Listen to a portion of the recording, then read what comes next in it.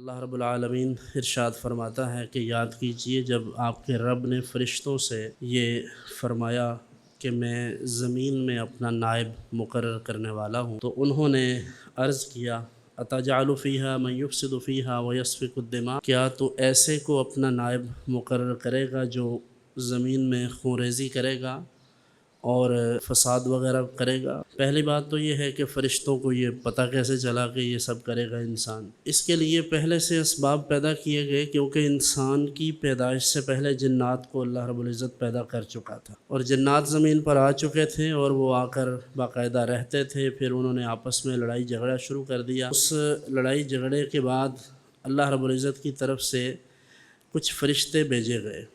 ان فرشتوں نے آ کر اس تمام کے تمام قضیے کو حل کیا، اور ان کا سرکردہ اس وقت ابلیس تھا۔ تو اس سارے واقعے کو فرشتے دیکھ رہے تھے، تو انہیں اندازہ ہو گیا کہ جب جنات کو پہلے بھیجا تھا تو وہ بھی یہی کام کرتے تھے، اب انسان جائے گا تو یہ بھی یہی کام کرے گا۔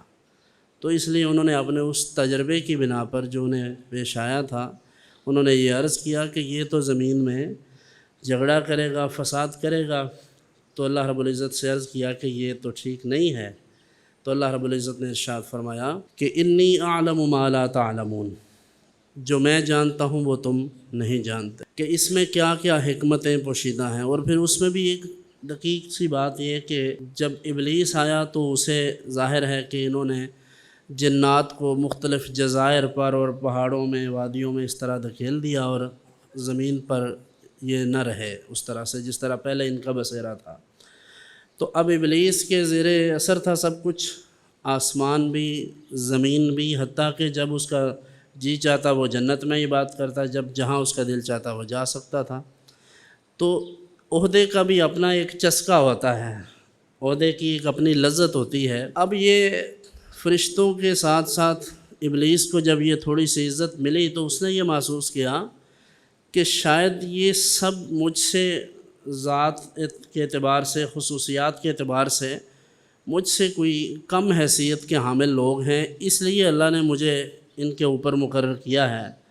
یہ نہ جان سکا کہ یہ تو محض فضل ربانی ہے، بس اس کی مہربانی ہے، وہ کس کو چن لیتا ہے کس کام کے لیے۔ تو عہدے سیاست میں ہوں، حکومت میں ہوں، مذہب میں ہوں، یا دین میں، دنیا میں، کسی بھی حوالے سے، تو یہ سمجھ لیں کہ عہدہ ایک آزمائش ہے۔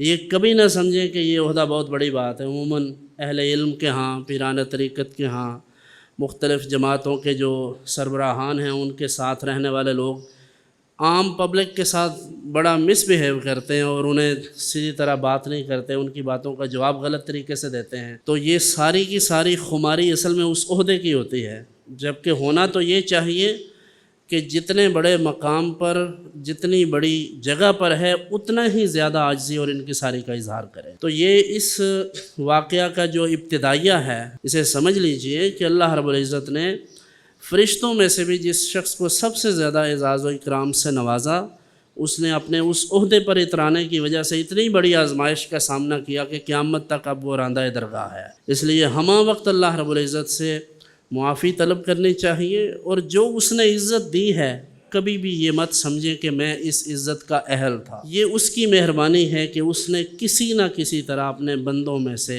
کسی کے سبب ہمیں عزت عطا فرما دی، تو اس پر اس کا جتنا شکر ادا کیا جائے کم ہے۔